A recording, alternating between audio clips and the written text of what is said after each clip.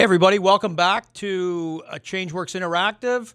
Today I've got a very special guest, and I'll give you a little bit of history on Jason, but I'll let Jason tell his story, certainly.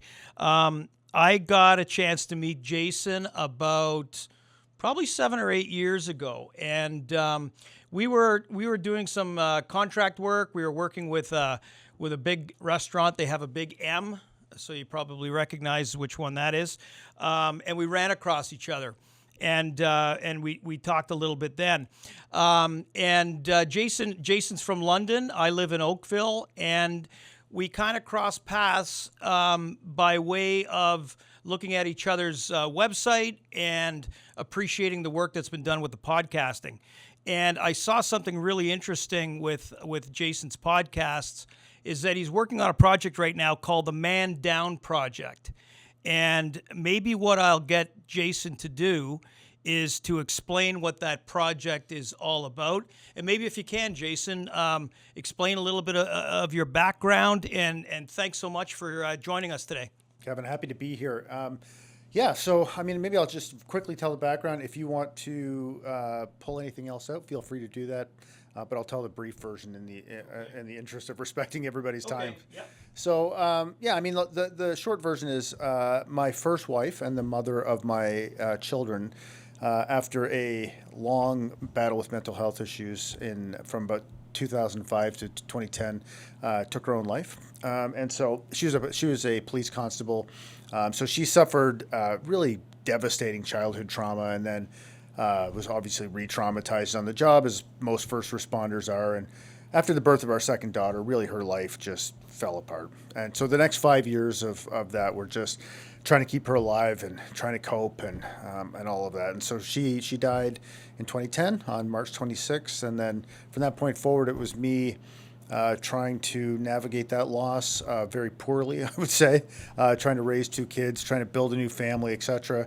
And then fast forward to 2023 on February 1st, and our daughter, who was 19, was killed in a car accident. And it was really brutal. I mean, she was drinking and driving. She almost killed four other people, almost, killed herself. And really, I think what was as bad as all of that has been, what complicated it even further, I think, is that, my wife's death, which I think I had healed from, or I was in a good place about, for sure, was directly related to my daughter's death. I mean, it was my wife's suicide that ultimately led to my daughter's mental health issues at the end of her life. So they were very tightly connected. So in a way, it was almost like ripping a scab off that original wound, let's say. So that's kind of the backstory. And then the Man Down Project is really me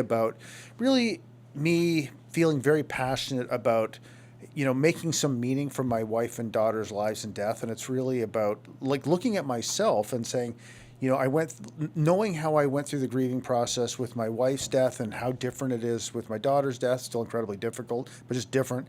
I really want to help men and the people who love them just understand grief and growth and resilience. Yeah. And I want to tell you, Jason, I'm so sorry to hear that. And I guess the best that we got is how we heal from something like that. And I think a lot of the people that are listening, just like your listeners at the Man Down Project, want to know about that resilience and that coping in that healing and what that looks like. Let me ask you, what kind of support did you get? We were talking a little bit earlier, and sometimes it's difficult for people. You get a difficult subject area, and the initial reaction is, I don't want to go there. I don't want to talk about this. And maybe that's been your experience dealing with, talking with different men's groups and different families in general. But what was it like? What was it like for you in terms of the support that you got from family or friends, or did you look kind of elsewhere for that support? What was that like? It's a great question, Kevin. So I'll talk about mostly from the perspective of my daughter's death. So I think this is one of the things that makes grief so incredibly difficult, is that in our culture, we're grief illiterate. I mean, we don't know what it is. We don't know how to sit with our own uncomfortable emotions. We certainly don't know how to sit with anybody else's uncomfortable emotions. And so what actually ends up happening typically, and this is what happened to me too, is all the people in your life, I don't want to say let you down, because I think let you down is how you choose to look at it, but they don't know they don't know what to say or how to say it, so they ultimately end up saying nothing. Yeah. That's the what happens by far the most. You'll have the occasional person maybe that will ask me about it, but the vast majority of people have either like stopped talking about it, and I'm talking stop talking about it really quick. Like I've had people in my life very close to me that have literally never mentioned it. Yeah. Never meant, like my daughter's death, they've never mentioned it. So I think that for me, I look at it like everybody's doing the best they can. I mean, it's very, very easy, and it's so common for people, for the griever, to start to feel resentment and anger about all the ways that people have let them down. But I choose to look at it like everybody's doing the best they can. If they could be doing better, they would. And they don't know how to sit with grief of their own or somebody else's. So who am I to complain about it if I'm not going to do something to try to actually change it, right? So that's part of the reason why I am doing this, is I want people who are grieving and the people who love them to understand grief. So and just how to be with it, And so for me, the support has, other than my wife for sure, the support has mostly been, externally, I would say. Yeah, yeah. And the episodes that I saw from the Man Down Project, and also following you on some different platforms, I would say that you are a person that is very authentic. I think you speak in a way. I think you speak from your heart. And I think you kind of tell it like it is. And I think, in particular, a lot of guys have to hear that message about authenticity. Tell me about that, because some of the episodes that I saw you on, you're talking about different things. You're talking about your experience. You're talking about family. You're talking about your own growth. You're talking about God. What's that been like? What's that been like for you? In terms of developing all of these different thoughts, and are all these different thoughts kind of coming out because they are related to trauma or they are related to grief? Yeah, it's a great question. So again, I think I have a unique experience, I think, of suffering two losses, 13 years apart, but also having my wife's death sent my life in a very different trajectory than the one it was headed on. And so, I think, so I'll talk about these two experiences as, Sure. sort Yeah. of distinct, right? So the first, when my wife was dealing with her mental health issues, at that time in my life, the only thing, like the most important thing that was, like, to me, was number one, making sure that the people in my life, like my friends, etc., knew how crazy my wife is, because I wanted someone to, like, I needed to talk about it. But I also wanted them to believe, even though it was totally not true, that I had it together, man. Yeah. Like, so this wearing this mask. So for me, I got this benefit out of doing two things. The situation was horribly bad, and I still would tell it like it was worse than and it was already really bad. Is that sort of for validation? Yeah, That, totally. Yeah. Yeah. The bigger the bigger the gap, the more heroic, like the worse my personal situation is, the more heroic I have to be to get through it. Yeah. This is where I was, like, this maladaptive way, I was like seeking validation, right? Because first of all, people were validating and like cheering me on for something that wasn't even true. Nobody knew that I was drinking myself to frickin' oblivion every single day. So now, not only am I watching my wife basically self-destruct in front of my eyes, now I'm getting people who are respecting me for something that is not even true. So now my life is falling apart in all the ways. You know what I mean? Like, if people really knew what was happening with me, like, I probably wouldn't have any friends. They wouldn't respect me. So it was after that, and after I stopped drinking. So, I started drinking. I developed a very serious problem with alcohol during her mental health issues. I kept drinking for almost 5 years after her death. And it wasn't until I stopped drinking that I realized what I'd been doing to myself. And I say this in every conversation I have with people about this, is when I was drinking, as much as I hated every single thing about what I was doing, it never occurred to me a single time that my wife's mental health issues and suicide and my drinking were related to each other. Yeah. Not once, because, dude, I'm a guy. I put that behind me, man. Yeah. I remember driving off the cemetery, like off the cemetery after her funeral, going like basically like, okay, that chapter's closed. Yeah. And literally thinking I could compartmentalize it. It wasn't until I stopped drinking and then gave myself the time and space to start grieving 5 years later that I realized what this was all about. And I was like, oh my God, man. So it was after that I decided to be. I saw how harmful trying to pretend I had it all together was. And I'm like, you know what, man, I'm just going to start being open. Like, this is crazy. Was there like a turning point, Jason? I know we kind of talked about that a little bit, like when people make these big changes in their life and there's a turning point, there has to be at some point where you say to yourself, okay, enough's enough here. I need to turn the corner somehow. Do you remember that happening with you? And maybe let us know a little bit about that. Yeah. So what happened was, I'd remarried by this point to my current wife, and still drinking very heavily, and I was just saying to her the other day, like, the amount of red flags that she overlooked to get together with me was just like crazy. But I was saying, so she gave me basically an ultimatum, and it wasn't an immediate ultimatum. It was, look, I love you. You've been through a lot. I'm not going to divorce you right now, but this is not going to be my life either, Yeah. And I remember thinking at that time, and this was such a terrible feeling. But I remember I'm looking at this woman who basically, in a way, came to rescue me. Like, after my wife died, if ever there was a man in need of rescuing, it was probably me, right? Yeah. I wouldn't have ever admitted that at the time. I probably didn't even realize it. But I'm looking at her. She's telling me this, and what is going through my head is, I think I'm going to choose alcohol. Yeah. Not because I loved alcohol more. It's because I had tried to quit a million times. Why would I be able to stop now? Yeah. And now I'm sitting here and I'm just in this like absolute self-loathing of what kind of person have I become that I'm going to. This woman clearly loves me and clearly wants to help me, and I think I'm going to choose booze because I'm literally this weak.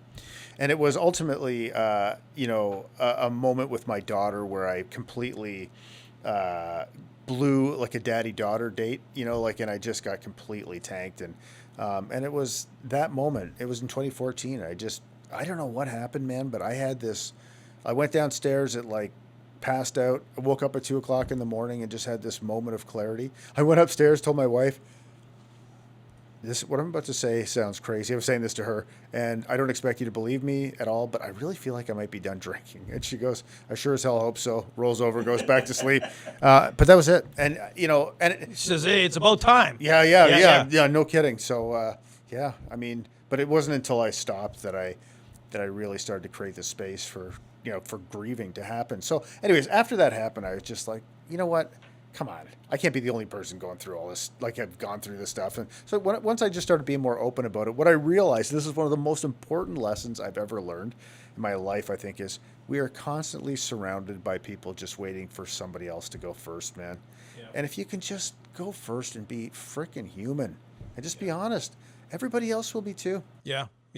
I think you're doing a big service for men in general because, you look at the way we were raised. It's very different. You don't talk about your feelings. You don't talk about your hurts. You just don't do that. You keep a stiff upper lip and you carry on, right?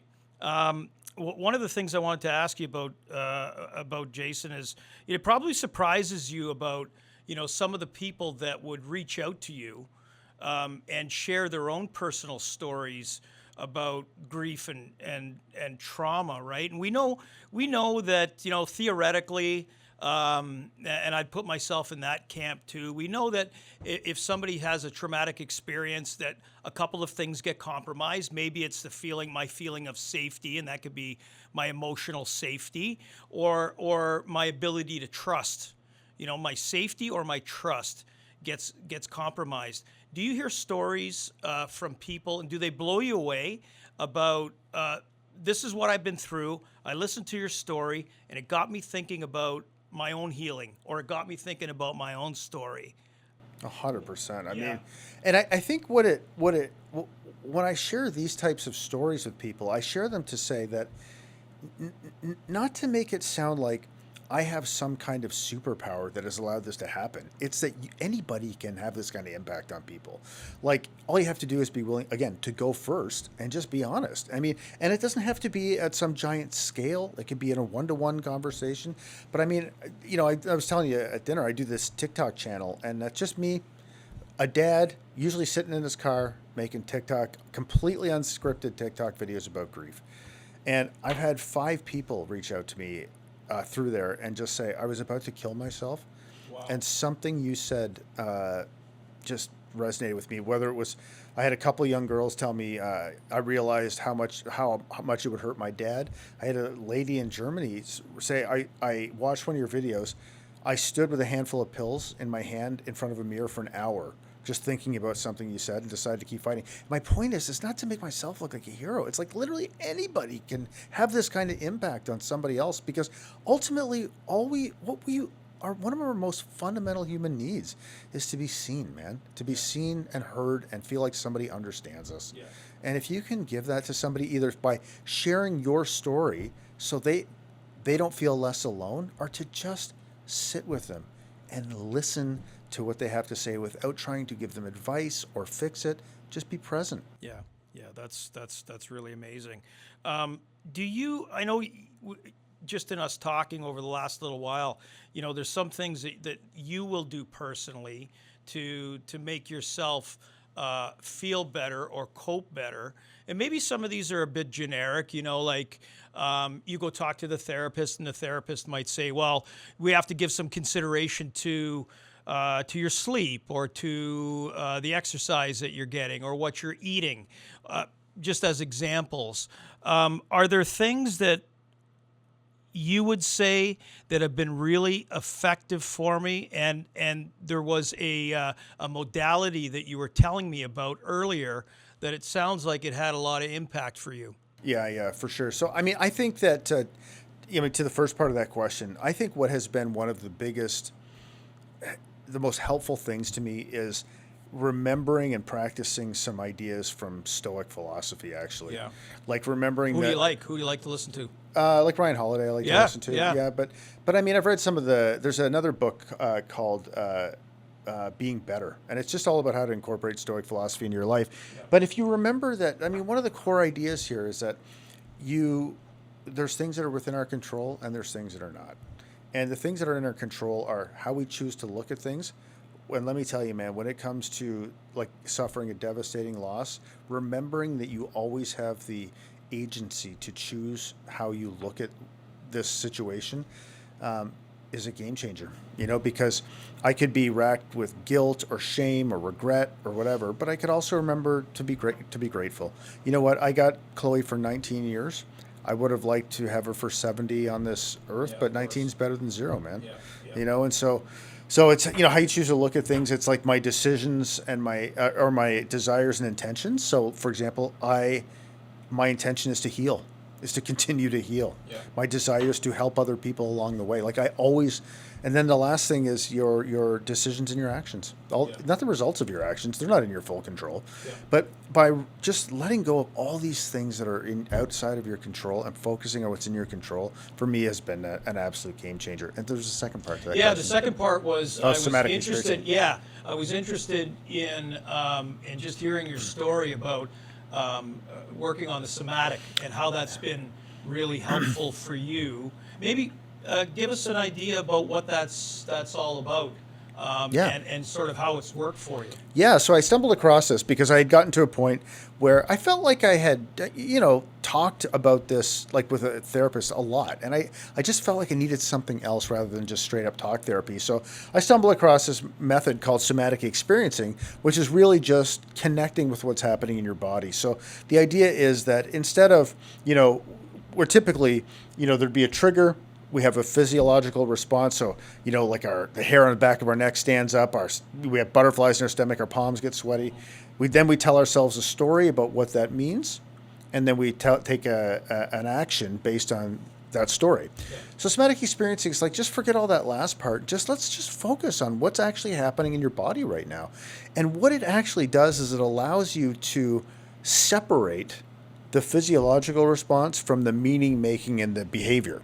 So you literally just sit with it, and I mean, if you were to watch somebody do it, it would seem crazy, but it's really just talking about the sensations you're having in your body. And so you might say things like, I feel like a band of tension across my chest, and the therapist might say, like, and describe like the way the pressure feels, and I might say something. You'll say, well, describe where it starts and ends. And as you're doing this and you're connected with your body, what ends up happening is all this charge or this tension just naturally dissipates and regulates. And all of a sudden you're in this state of like complete calm. And it's in that state of calm where you have the most profound insights. Because it's the only time I've tried all the like meditation and all that. This is the only time in my life I've actually like experienced what I think being fully present is, and it's when you are like, you've let everything else go, and the only thing that's left is like you've created the conditions where you can bring all of your mental and emotional faculties like focused on this one moment. It's incredible what you realize about yourself and about the world. Yeah, fantastic.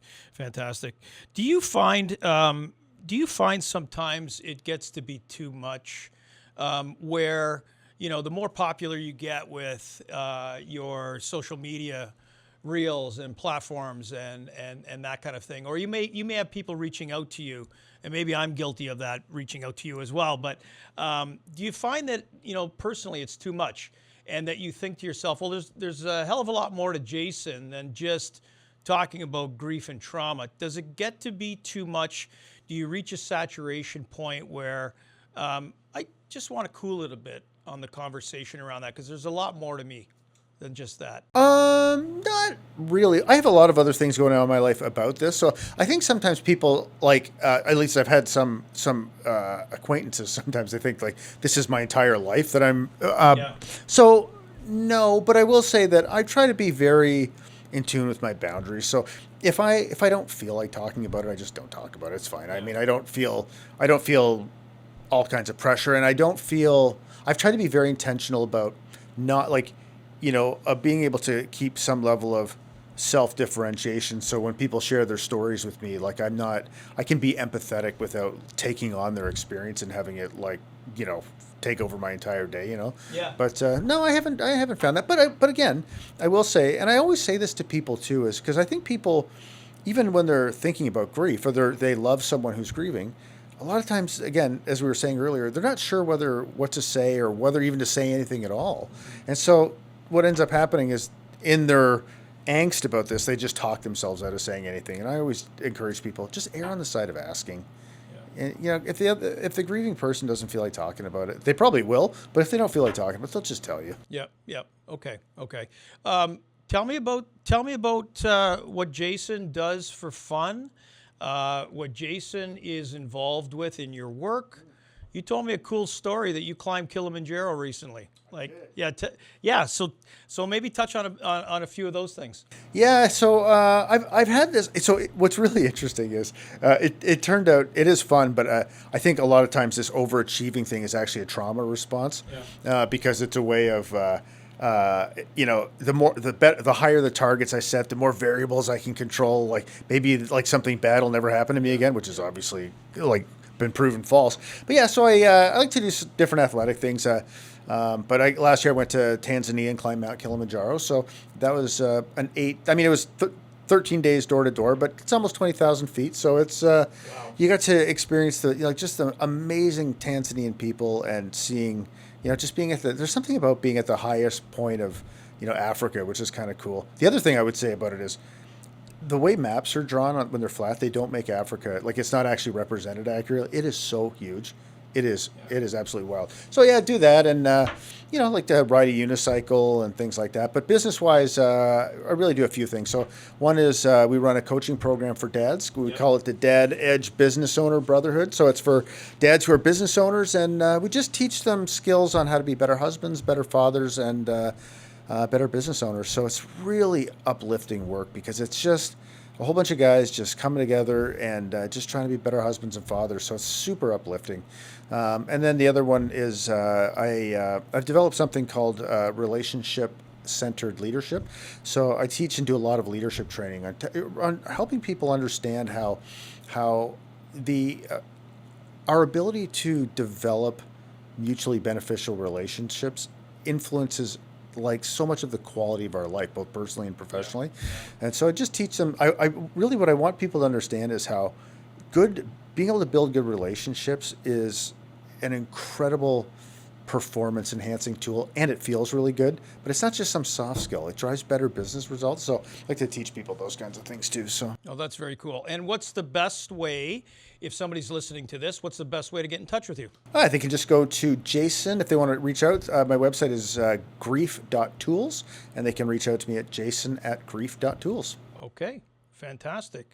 Thanks so much, Jason, for joining us today. That was, I think, really helpful information and very powerful, very powerful. I want to thank everybody for joining us today. This has been a treat today, speaking with Jason Mackenzie. It really is wonderful when you connect with somebody, I think, like I've done with Jason. And I have a feeling that that we're going to stay friends and stay connected. And please keep tuning into ChangeWorks Interactive. We've got a lot more programs that are scheduled for you.